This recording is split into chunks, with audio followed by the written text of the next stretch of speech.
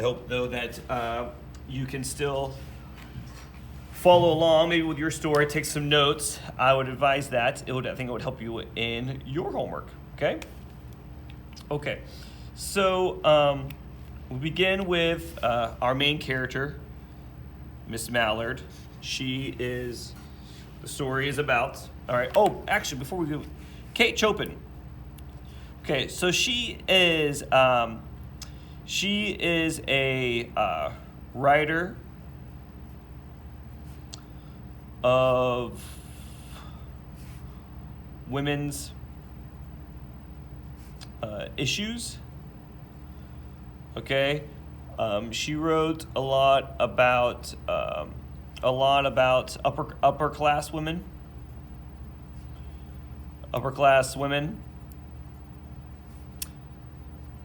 In patriotic, not patriotic, patriarchal, not patriotic, patriarchal, which is essentially patriarchal is male-led, male-dominant societies.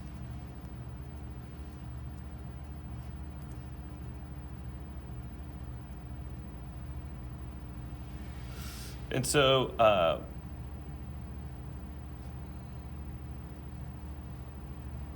patriarchal societies. Okay.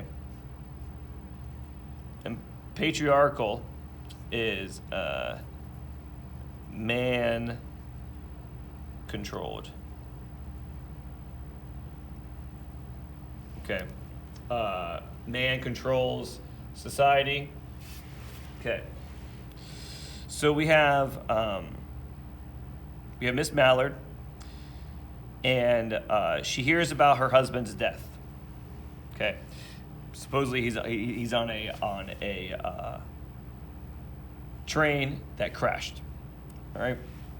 Now, here we have, she did not hear the story as many women have heard the same, meaning the story of his death.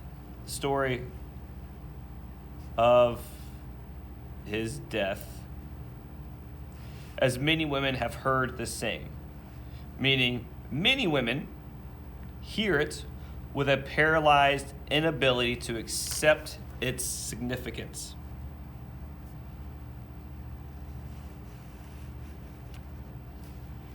So most women,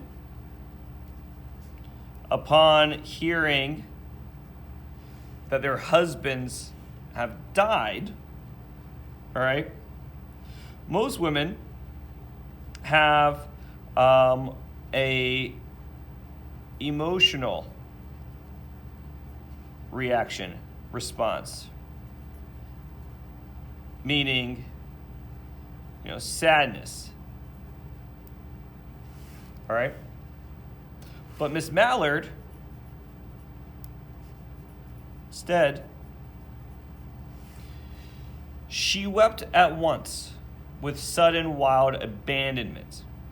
Okay? But once again, you might think that weeping, wild abandonment, goes to sadness, emotional response. But look though, she did not hear the story as many women have heard the same, with a paralyzed inability to accept its significance. So most women do not realize what this signifies, but Miss Mallard did. All right. So yes, she wept also, but she is not weeping right away for the emotional response, the sadness. She weeps for what his death signifies to herself. What does that mean? Well, we'll discuss that. All right. It's one of these things where these two actions look the same, but the reasoning behind it is different. Intent. The intent that comes, her intent for weeping. Let's see. Okay. What is her intent for weeping? All right. It's not sadness. It's what it signifies. All right. So she goes upstairs to her room and she's alone. She's like, leave me alone. I got to be alone. Now, most time, all right, we have this idea there is a there's a term used for when the environment represents or symbolizes one's feelings. All right, and so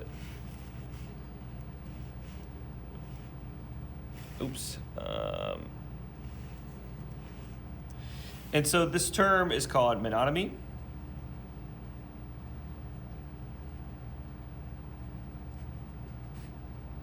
Okay, which is where the idea that something represents the feelings of something else. Okay, so for here, mononymy usually our weather equals emotions. All right, or setting, or something that's going on in the scene would represent what characters are feeling. And oftentimes, when it's kind of like when we watch movies and there is a funeral, a lot of times these films are shot with rain. There's rain during the funeral because this represents the sadness that people are feeling. All right? But what we're going to see, though, in a moment is how it's ironic, because what we experience here, the weather that Miss Mallard experiences after her husband has died, does not reflect the normal presumed thought that or assumption that the weather would be, because look, her husband died, so we would presume that maybe the weather would be, would reflect this and be gloomy and rainy and dark and cloudy and all this. But instead, she goes to her room, and there's an open window. The open window. And in it, she sits in a very comfortable armchair. And as she sinks down, she thinks about what has happened to her. And she looks out the window, and what does she see? Okay, let's look. She sees the tops of trees that were all a quiver with new spring life. Okay, so if she was sad, then we would probably see something like winter. Trees dead in the winter cold. Trees with no leaves on in the winter cold, because winter symbolizes death and coldness. But instead we have spring. She's going through this in spring. And spring is always, actually, I don't really need to write it down. Spring represents new life. That's the symbolism of spring. Spring equals literally new life. All right, it's always positive. Spring is positive. The delicious breath of rain was in the air. Okay, now look, sometimes rain equals tears and sadness, but in spring, rain equals life. It equals salvation. Salvation, which in itself equals rebirth. All right, rebirth, rain, water, baptism. Okay, now here's the thing we gotta understand about literature. All right, is that Western literature, meaning literature that was written by people in Europe, people in America, or we call that the Western world. They use a lot of biblical allusions. All right, biblical allusions. An allusion is a reference to another piece of art, as in literature or history. And so the Bible is considered a piece of literature. And in the Bible, water symbolizes life and salvation and rebirth. So when we get this delicious breath of rain in the air, this symbolizes Miss Mallard's rebirth. Okay? We have blue skies. Once again, blue skies. So all of this is great. It's ironic, though, all right, because all this positive imagery is because of Mr. Mr. Mallard's death. Okay? All this comes because of his death. And so, as she's sitting there thinking about his death, she is in the armchair. It's all nice outside. The rain is there. She's feeling, realizing that there's a lot of potential with this, all right? And so there was something coming to her. There was something coming to her. She was waiting for it fearfully. What was it? She did not know. She didn't know. It was too subtle and elusive to name. But she felt it creeping out of the sky, reaching toward her through the sounds, the scents, the color that filled the air. And now her bosom, her chest, rose and fell tumultuously. She is breathing hard. All right. She was beginning to recognize this thing that was approaching to possess her, and she was striving to beat it back with her will because she felt it was inappropriate, as powerless as her two white, slender hands would have been. But finally, when she abandoned herself and whispered a word, escaped her slightly parted lips. She said it over and over in her breath, free, free, and then exclamation point, free. The vacant stare and the look of terror that had followed it went from her eyes. They stayed keen and bright. Her pulse was beating fast. And the coursing blood warmed and relaxed every inch of her body. All right. Male readers of the 1800s would not have known what this is. 1890s, all right. Male readers, totally confused. What just happened? All right. But all the women who were reading this story, all the housewives, all right, they knew what it was. They knew what happened. She just had an orgasm. She had an orgasm upon the death of her husband, okay? So, but let's understand, though, that this is not a perverted, pornographic, dirty orgasm, okay? This is not even about sex at all, okay? It's this idea that orgasm is the most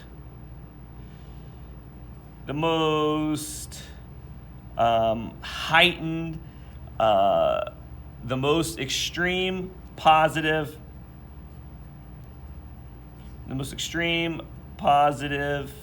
feeling of human experience. This is not this, and this is all symbolic. Symbolic of the feeling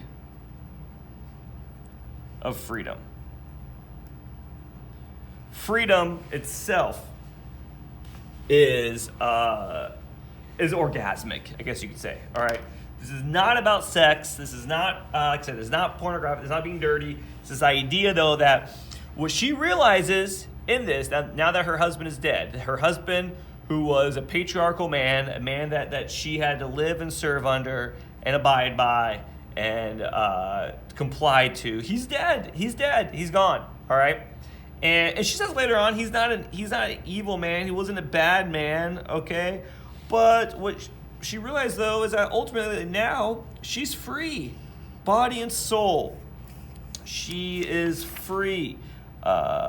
Where's the line here that it says she realizes that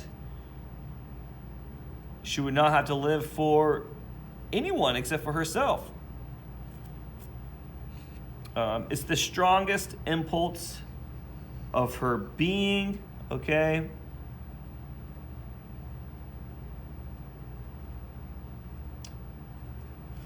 There would be no one to live for during those coming years. She would live for herself. I mean, for her, a widow is awesome. All right, widow. So she isn't required to remarry, and she now has money. Okay? So there's no, the pressure to remarry is not there. All right, she has money. She's taking care of herself. She can live for herself. She can make her own decisions now. All right, because this is a time during which women didn't have those opportunities. They weren't. They were controlled. They were put in symbolic doll houses. They were not given the rights to work. Those kind of things. If women did work, they made no money. All right, a woman who worked was in poverty. And so it was completely unfair system. And so what this story is about is that society is set up where men controlling everything, all right? Men controlling everything. The best thing a man can do for a woman,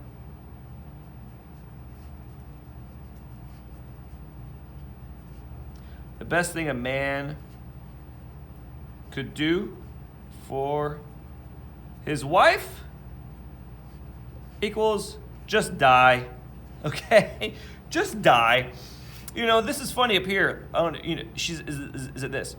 There was something coming to her and she was waiting for it fearfully. What was it? She did not know. She didn't know. The whole point of this is Kate Chopin is saying this this woman did not know what she was about to experience because her husband had never given it to her, all right? He was never, and once again, that's not about sex. It's this idea that he was never considerate enough to want to please her. He was never thoughtful enough to want to please her. He was ultimately only selfish. Even though he didn't beat her or abuse her, he also was not thoughtful or wanting to really serve her, please her, okay? Eventually, she knew what it was because she probably heard other women talk about it, you know, that it is in fact true. Women could have an orgasm, all right? And so eventually she started to realize what was coming up to her, all right? But all of this, though, is this idea that she did not fully feel human and feel the most positive thing a human could feel until her husband died, all right? And it wasn't sex that brought it to her. It was freedom. Freedom. Okay, this idea that she can live for herself. She can make her own decisions. All right? So, but the sad thing, though, is that while she's feeling all of this, okay, you know, things are never as good as you think they are. All right? And when you live in a world that is constructed and controlled by a dominating force, all right? That structure, that force does not want to let you out. You won't ever really get out. And so once she feels freedom, she runs downstairs. She's very excited. She's like, yay, yay, great. But then all of a sudden, what happens? Oh my God. Brant Mallard came in the door, her husband. He's actually alive. He wasn't on the train. Husband, alive, okay, and his life equals her chains. And upon seeing that, and this is a classic story in terms of once someone's been unchained, you can never go back. You can't go back. So she dies. She has a heart attack. Okay? All right. Death here, if she can't be free, she'll be dead. Death equals her freedom. All right? She can't go back. I will die before I go back. And so that's what happens. All right? So she dies. And within that hour, the story of an hour, the hour equals an hour of freedom. Okay. So that's the meaning of the story here. All right. Husband dies. She realizes what this signifies. It signifies her freedom. Her freedom gives her the greatest feeling of human existence. All right. And but then once she sees that, in fact, her husband's not dead, he's alive, he was never on the train, all right, she has a heart attack because once you're free, you can't go back to enslavement. All right. Yay, positive story. Okay, so that is the story of an hour. That's what it is about. I hope you enjoyed it. I do. I love this story. It's a great story. So, I mean, unless you're Miss Mallard. That sucks. Okay.